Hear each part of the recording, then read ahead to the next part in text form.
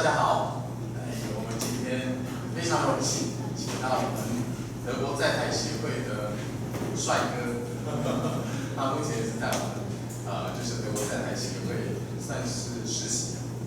那他同时也是他已经大学毕业了，然后他来我们台湾就是实习，顺便在东吴他也有上一些课，是因为既然过来好。那他来台湾这主要一个他目的是他想去中文。那不过呢，因为就是他目前是在德国在台协会实习，就非常帅，啊，是很帅的帅哥。他的中文叫做司徒冯先生，啊，那英文是菲利普。那今天他是德国人，所以他今天呢来跟我们介绍德国的文化还有德国的方方面面。好，那希望大家听完他的这个介绍和说明之后，可以多问一些问题啊，因为我们学校目前也有4000德国学校可以去教育学生啊，所以非常欢迎大家用这个机会，任何问题就跟司徒先生请教啊。那麻烦大家以热烈的掌声欢迎司徒冯先生。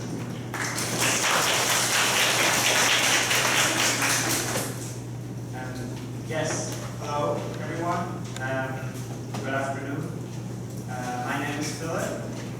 I'm coming from the German Institute Taipei, which is, I'll explain in detail later, but which is the representative office of Germany here in Taiwan. My German is not very good, so I didn't really understand how far you already talked about me, so I'll just go ahead and do that again. I'm holding a bachelor's degree in politics and economics from the University of Münster, which is in Germany. That's basically where I am right now. I'm in between my bachelor's program and my master's program.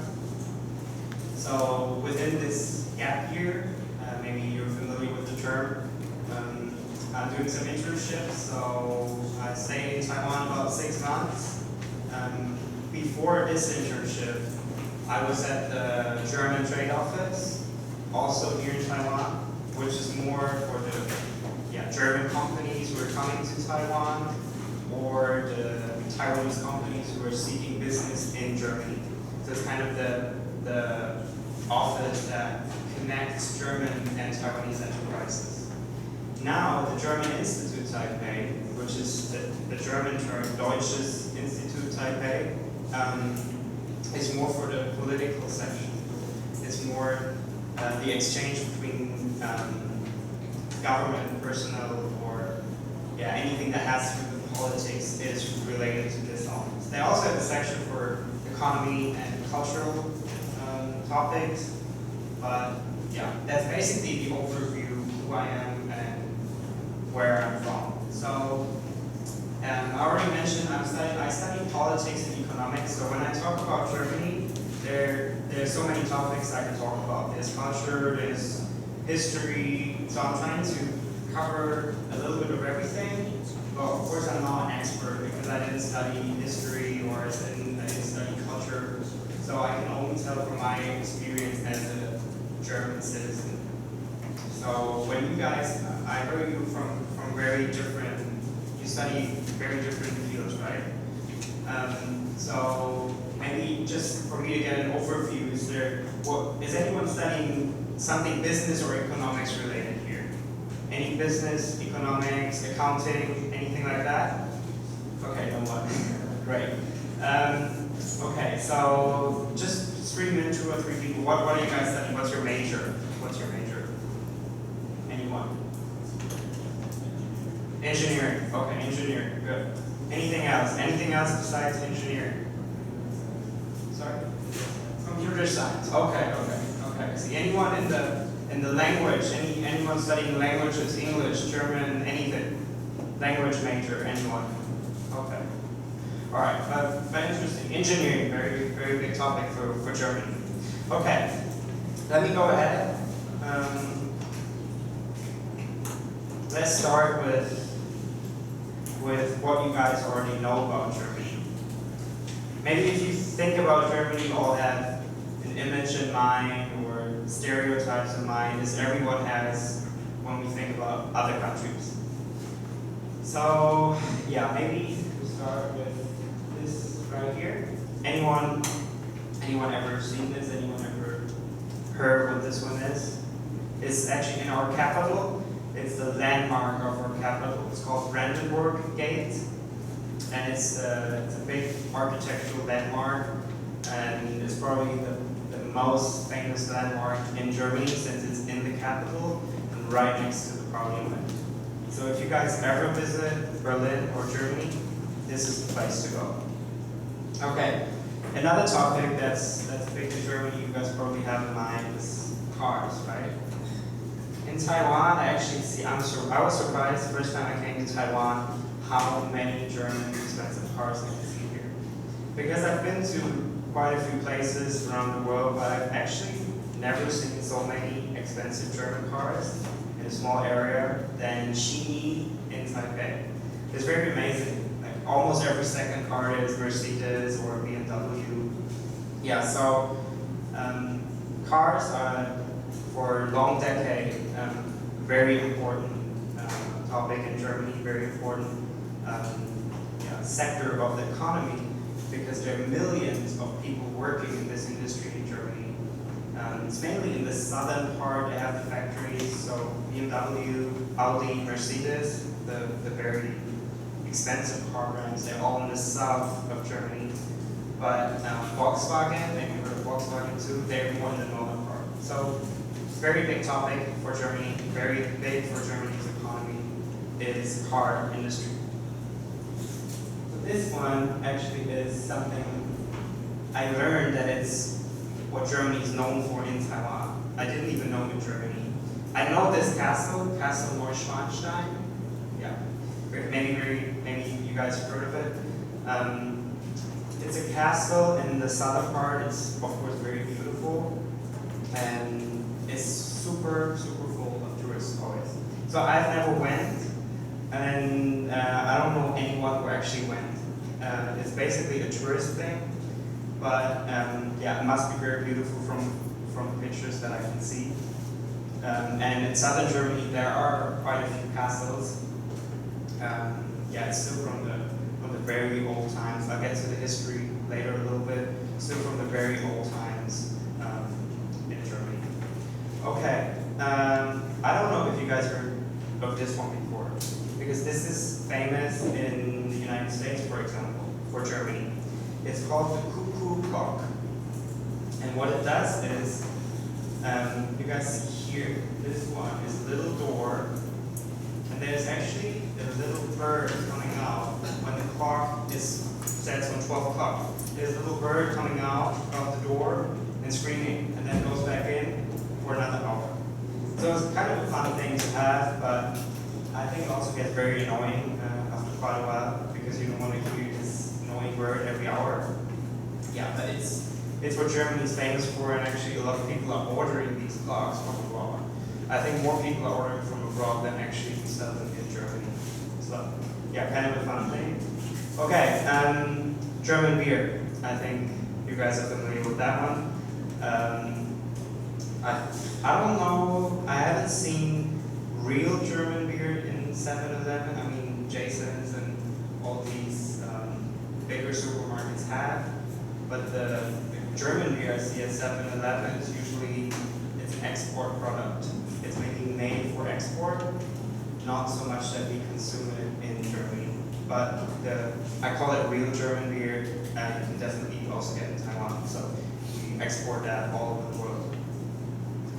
Okay, this is already a very big historic event, maybe the biggest, one of the biggest of the past 30 years.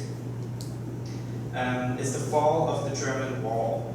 I'll actually explain that later, just because I have an extra slide for that one.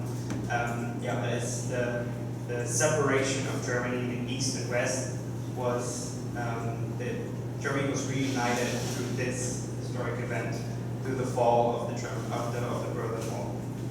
Okay, and last but not least, this one, Beethoven. He's a very famous musician.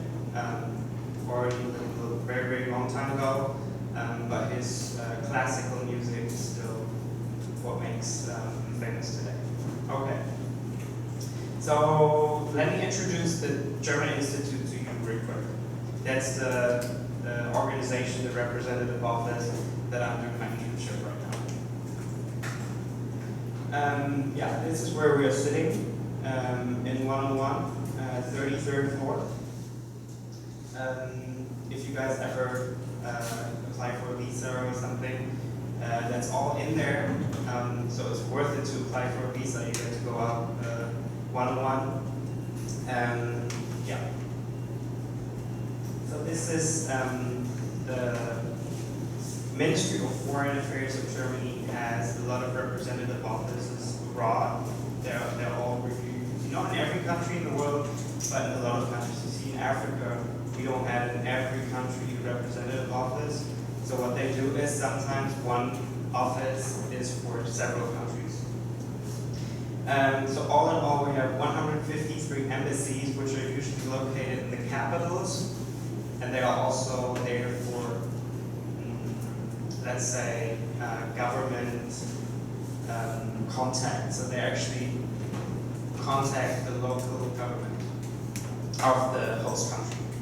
And then we have German consulates. They are more for visa for German citizens who lost their passport, for example. So in a very big country like the United States, for example, where a lot of Germans are, they don't only have one office in Washington, they have one in Houston, in Los Angeles, all over the country, so that if you lose your passport, you don't have to go travel all across the country.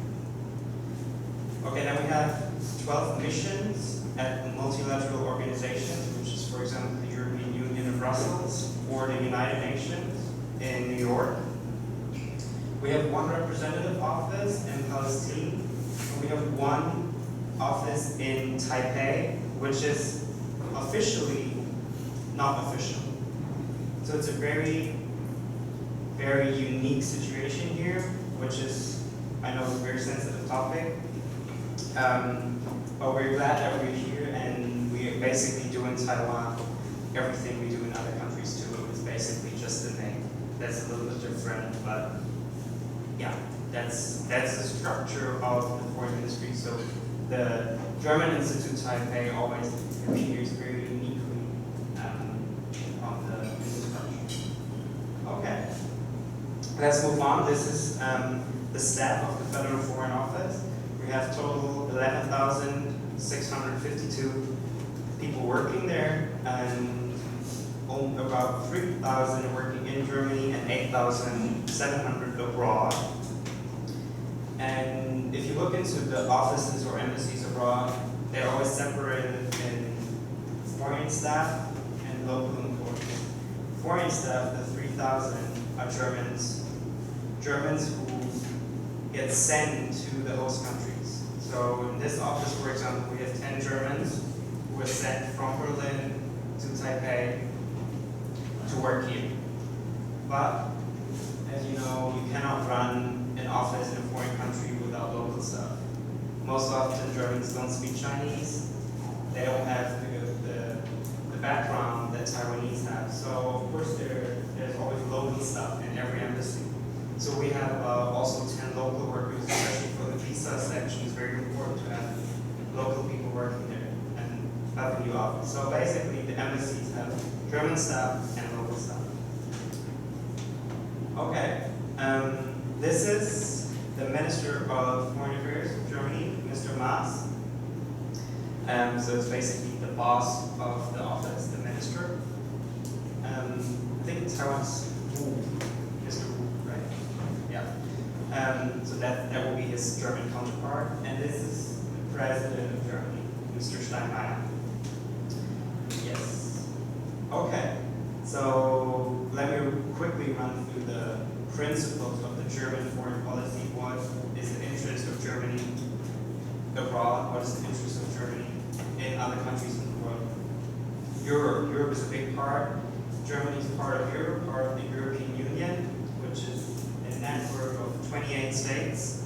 And it's basically, to sum it up, it's a big project to keep peace peace on the continent. So this is one of the, if not the biggest interest of Germany, is the European Union, to keep the European Union as the big peace project that it is. Also, speaking of peace, of course, Germany is interested in having peace and security all over the world. That's where we have projects, that's where we have corporations in several countries, that's where we participate in UN missions to keep peace and security all over the world. Global challenges. Also, there can be natural catastrophes, tornadoes, earthquakes everywhere in the world, and whenever that happens, of course, it's of interest to help those in need, to help face global challenges, also global warmings, poverty. These are all the big topics that we try to help out or solve through foreign policy. Human rights, of course, very important that human rights are guaranteed all over the world. Wherever you are, it doesn't matter. Human rights have to be followed, have to be guaranteed, and that's a very big German interest that's happening all over the world. Yeah, humanitarian aid, that's basically what I said when earthquakes appear. They often send basic needs like water or food supplies to these countries to help out. And last but not least, of course, it's also an interest to promote external economic cooperations, to promote German economy growth, just through, for example, what the German Trade Office does here in seeking cooperations between German and Taiwanese enterprises. Okay, what are we doing in Taipei? Political reporting on Taiwan's domestic and foreign policy. Of course, we are reporting to Germany what's happening in Taiwan. That's also the job of the German Institute, because the German government has to know what's going on in Taiwan to have a view of what's going on in the world. So that's a big task is reporting. When it comes to the economy, besides reporting, we also support German business corporations, especially with renewable energies. The Taiwan policy changed with President Tsai. Well, actually not changed with President Tsai. It was implemented before, but there are a lot of projects going on in renewable energies. And Germany is the first country that is trying to get rid of any other form of energy supply. We're trying to only have green energy, to have environmentally friendly energy supply for a whole country. That's a big project, and that will be implemented until 2050. So a lot of German companies are active in this field. For example, solar panels, wind parks. These are all projects that German companies already did, and Taiwanese companies are trying to do now. So there's a big possibility for cooperation. And there are actually a few wind parks already built off the coast along Taichung. Formosa 1, Formosa 2, maybe you guys have heard of it. Yeah, so that's a big topic where German and Taiwanese enterprises can cooperate. Cultural and scientific exchange. We have a German school in Taipei. The TES stands for Taipei European School. So it's not just a German school, it's a European school. French, British, German. They're just rounded up as a European school, but they have different sections. So it's possible, for example, for Taiwanese students, for Taiwanese high school students to attend a German school. The TAAD, that's actually a very good address for you guys. If anyone's planning on studying in Germany or seeking for scholarships for studying in Germany, this is the website you can check out. They have a lot of programs for students abroad to be able to study in Germany, to seek for financial support and also for information. The TAAD is Deutscher Akademischer Austauschdienst. That's the long term for it, but if you type in TAAD, it will be more it will be more results show up. And they also have an office in Taipei, as well as the Goethe Institute, which is for cultural exchanges, for theater groups, for musicians, everything that has to do with culture, German culture, usually goes through this office. Okay, the others I pretty much already explained, and yeah, let's just move on. Okay, any questions we have? Because I'm trying to, after every block I do now, I'm trying to see for questions. If you guys have questions, just ask right away. It'll be easier if you just ask them instead of doing it at the end of the presentation, and then I always have to go back 20 slides. So yeah, if there are any questions, just go ahead and ask. Okay. I don't see that, so we can move on. All right. Taiwan and Germany. Yeah, let's do a little comparison. Area, 36,000 square feet is Taiwan. Germany, 357 square feet. So Germany is about 10 times as big when it comes to the land mass as Taiwan. Population, Taiwan has 23 million. Germany has 83 million, which is about 4 times of the Taiwanese size. Population density, how many people are living in 1 square feet? You can see Taiwan, 653 people living per square kilometer. Germany, 231, which is only 1/3. So basically, Taiwan is, because Taiwan has a lot of mountains here, right? All this is mountains. So basically, people are only living along the coast. Germany, that's not the case. Germany, people live, of course, also more in cities, but we don't have that many mountains. So people live all over the country. So it's not as concentrated as in Taiwan.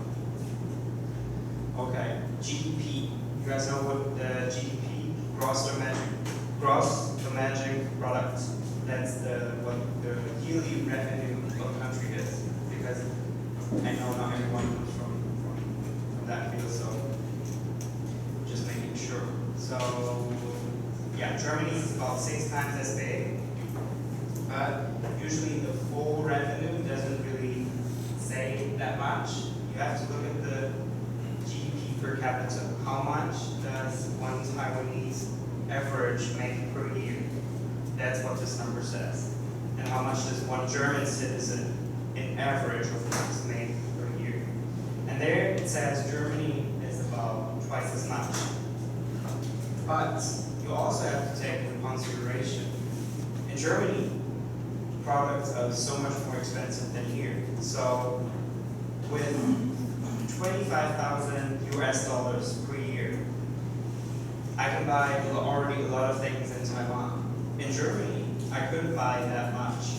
So if you take this into consideration that Germany is way more expensive, Taiwan and Germany are about the same when it comes to the income of one citizen, which is pretty amazing. So actually it says our economies are pretty similar. Or the average that one Taiwanese makes, he can buy, I don't know, maybe a car or something will be the same as one German. I don't know if that's clear. It's kind of, without graphics, it's really hard to explain. But basically, to sum it up, both of our economies are doing very well. This also proves that a little bit. These are international indexes for business and economy. So you can see Germany and Taiwan are always under the top 25. Sometimes Germany is a little better, sometimes Taiwan is a little better, especially when it comes to economic freedom.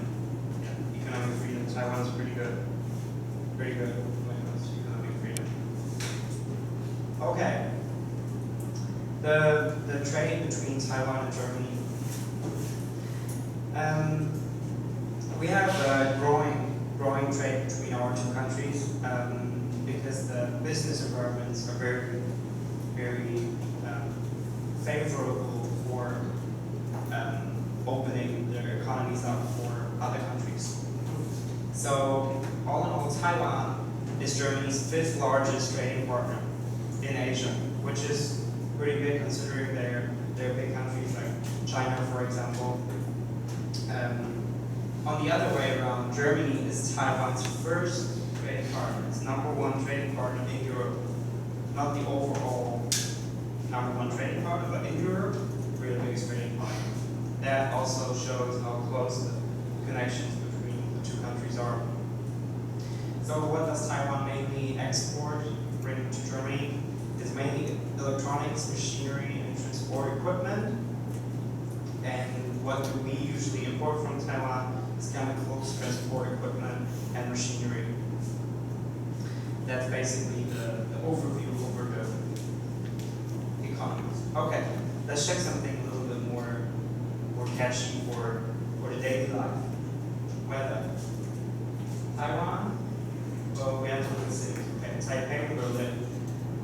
Taipei has 131 days of rain per year, which is already a lot, right? Berlin has around 105 days. And I already hear everyone in Germany complaining about we have too much rain, and Taipei has a bit more. Okay, average temperature, now you see the big difference. 19 to 26 is the average temperature in Taipei. Berlin is 6 to 13 degrees, which means it's the average. So in the winter time, it can get -10, -20 sometimes. So the roads will be icy, and you really have to wear big coats. Not happening in Taiwan. In December, when I contact my friends at home, they all have their gloves, their hat and everything, and I'm running around in a t-shirt and shorts. So it's a big difference when it comes to the climate. Highest temperature, yeah, not so much different. Germany can get 2 or 3 days in the year where it gets really hot, but then the temperature drops a lot. Taiwan, you have, for a longer period, you have high temperature. Okay, lowest temperature here, -26 degrees. Taiwan,